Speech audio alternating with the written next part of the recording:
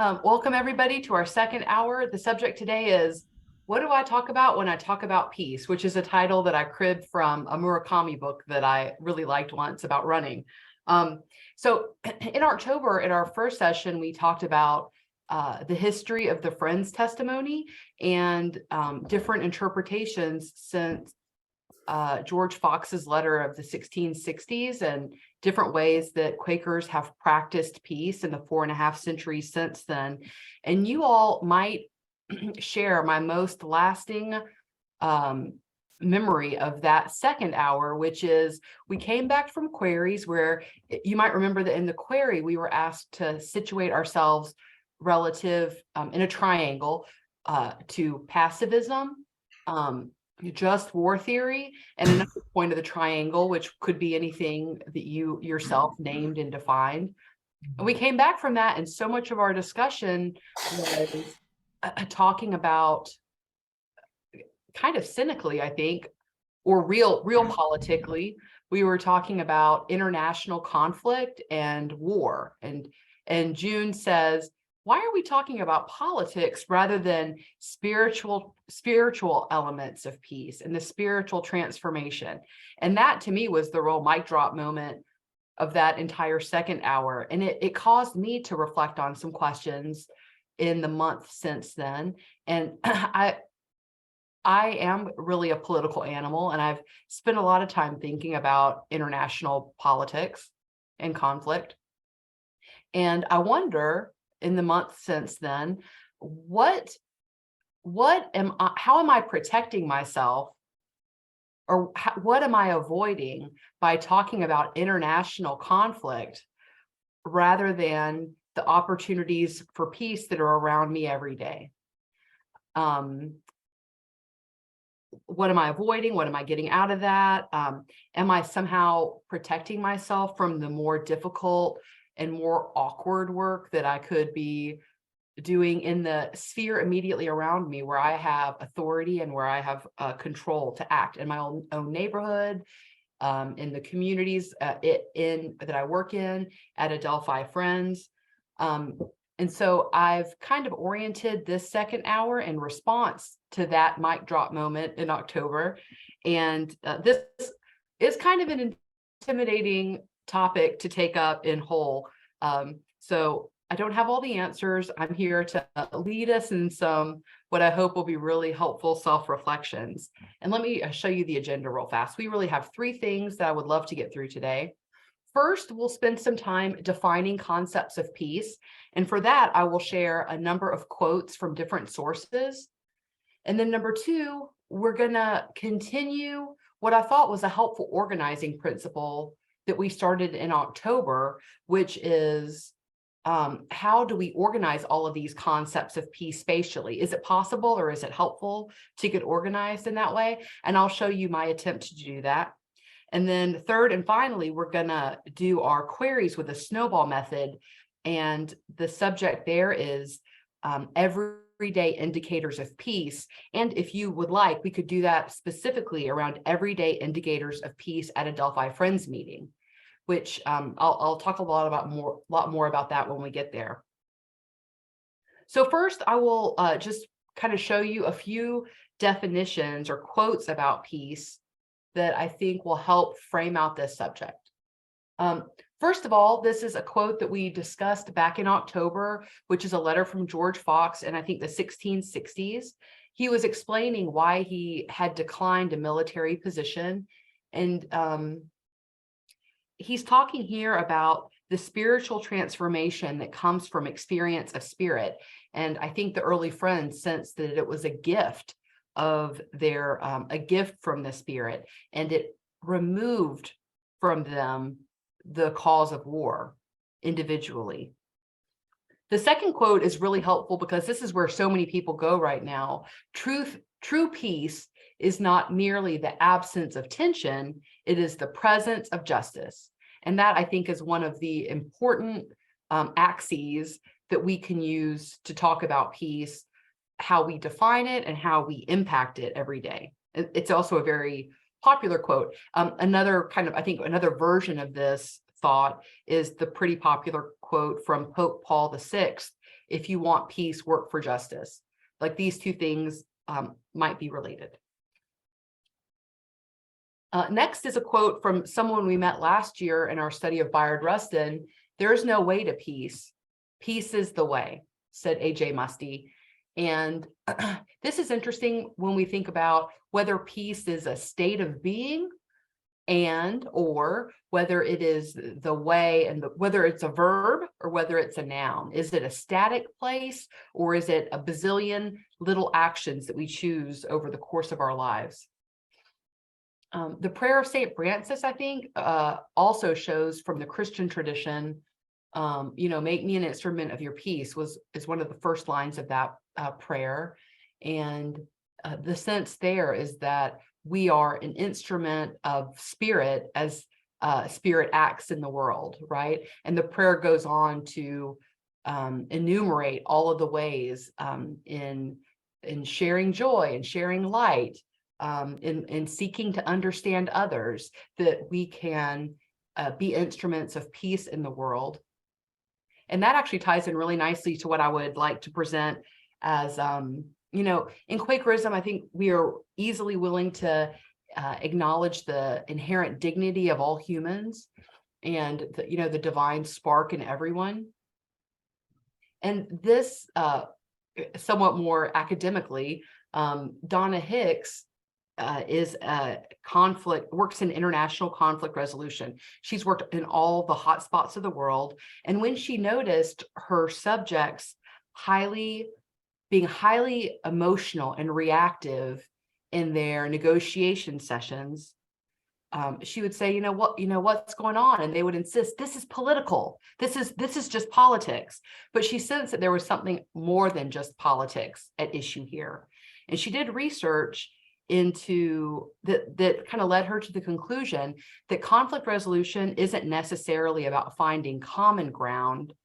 It's probably better to seek what she calls the highest ground, which is what we all have in common is a need for our inherent dignity to be recognized. And she has a list of 10 elements of dignity, and really suggests that this is fundamental to conflict resolution.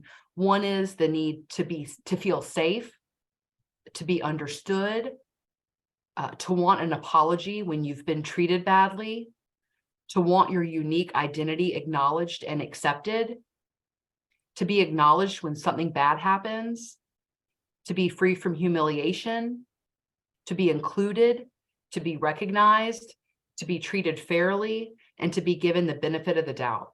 And so I think this is really valuable as we continue in this second hour to talk about peace around us, in our families, in our neighborhoods, in our faith community.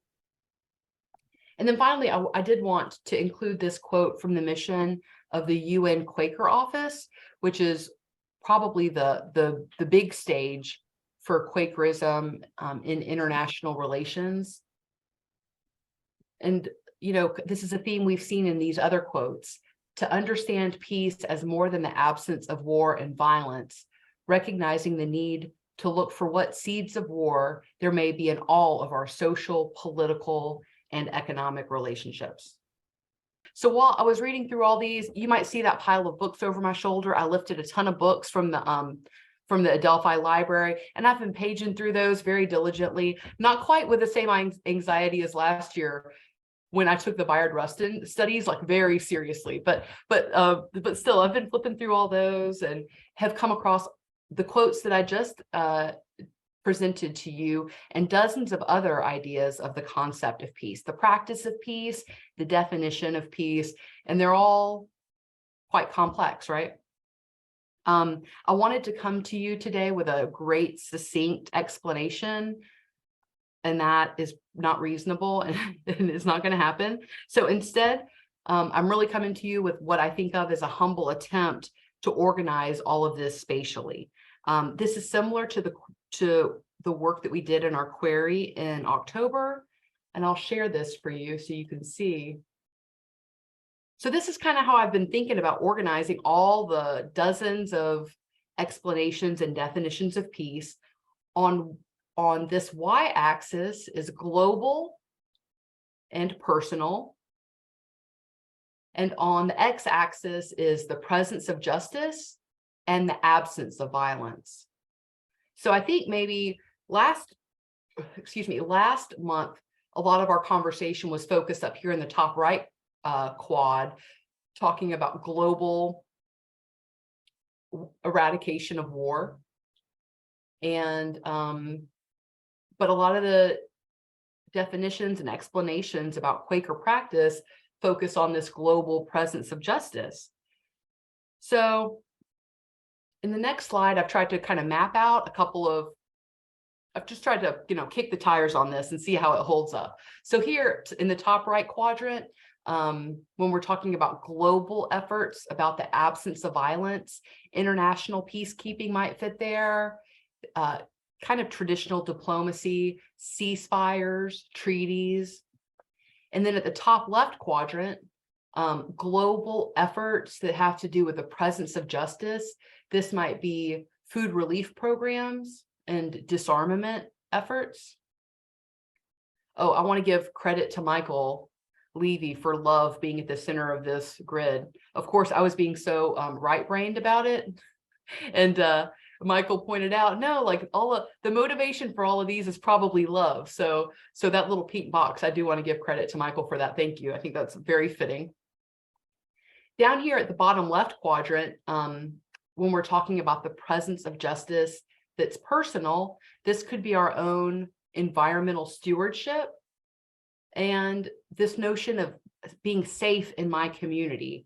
And what sparked this being added to the grid is, I live in Baltimore City and I'm out a lot in the city, and how much street harassment I might have to manage every day, every time I leave my house, whether I'm running in the morning, basically at all times, I'm always on guard about this kind of street interaction that's unwelcome.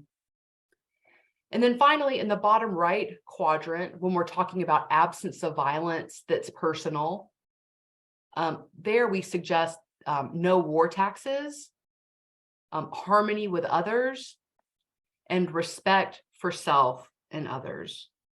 Again, back in October, our conversations seemed to lead us to talking about international conflict. So for this month, I deliberately wanted to root us in talking about local community definitions and experiences of peace. So how can we better recognize opportunities for peace every day where we live? How can we find hope and comfort in our ability to influence peace in the communities where we are every day? This effort was even more interesting to me after I talked to a friend who works in conflict resolution, and she told me that the major theories of conflict resolution and peace are applied almost without exception the same to international conflict resolution and to interpersonal conflict resolution. And this really blew me away. But why? I think it's just because people are still just people, whether they're the most powerful people in the world or they are the most dispossessed people in the world. But I wanted to mention that to you guys now before we talk about everyday indicators of peace, because it seems to elevate the work that we might be doing every day on our blocks, at our jobs, in our faith community, as having a very important and valuable skill. I might feel powerless about Ukraine, but I'm not powerless in mending a relationship with my neighbor who hasn't spoken to me in 5 years since I opposed the variance successfully for the development behind my house, like hypothetically. So our query today really gets to this notion of everyday indicator of peace. This is a way of measuring peace and asking, like, how do people navigate coming out of conflict? How do they engage with peace in the daily reality of their lives? How is peace forged locally and lived locally? This is in contrast to many measurements of peace where, maybe the experts come in and they apply to a nation a specific definition of peace, and they decide what the measurements are of peace. Maybe it's Maybe it's warfare. Maybe it's, corruption. Maybe it's gun activity or something. But this notion of everyday indicator of peace goes in to communities that are coming out of long-term conflict, and it asks the people living there through surveys and through focus groups, through a whole complex methodology where people get to validate their own data, like, what does peace mean to you and how do you measure it? And what they've learned is pretty interesting. Like, there are these commonalities. So they looked intensively at Afghanistan, Colombia, and Sri Lanka, and they found some commonalities. One indicator of peace that they found in all three of those places is that people describe peace as when they feel safe walking alone at night, when the roads have been repaired, when their leaders are actually responding to the problems or to the complaints that they bring.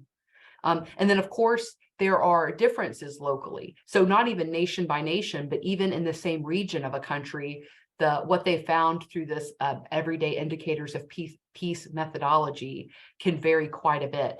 But one example is in Colombia. There seems to be a uniting theme of peace is when I can safely ride my bike in the street. In Colombia, this is pretty interesting. In Colombia, regular trash pickup is something that people reported as an indicator of peace. In Sri Lanka, people talked about easy and efficient access to public services is how they measure peace. So if they can go to the hospital and get their blood work done, that's what peace means to them. In Afghanistan, an indicator of peace was the number of antennas, TV antennas on rooftops. That's why I was laughing earlier when Alexander was talking about the antenna on his own laptop, because it tied in so nicely to this. So everyday indicator of peace is a methodology that I think fits into the category of like participatory research, where local people get to define things and get to talk about their own experiences of peace. So peace can mean many things that are different from what the international programs target. There's a huge variety, like I said, among people in the same region, between countries. But when programs are seeking to do that localization, like Cheryl was just describing at CUNO, like, that's cool, but you need to talk to everyday people for the ideas and for the ways to think about sustainable peace. And this kind of leads us to our queries, which I'm going to ask us to do. Again, the everyday indicators of peace is a very complex methodology, but here I'm just asking us to incorporate it a little bit into how we're thinking about our queries. So the first query is, what are the ways in your daily life that you measure your peacefulness and measure peace around you? These could be qualitative or quantitative. And this might be an annoying question for you, because you might, like the international researchers we were just talking about, you might be inclined, you might have an impulse to talk about peace as the absence of something. But this question is asking you to state affirmatively, what is peace? How do you measure it? What is it the presence of, not what is it the lack of? And number two, how are you called to create a more peaceful environment in the places you live, work, and worship?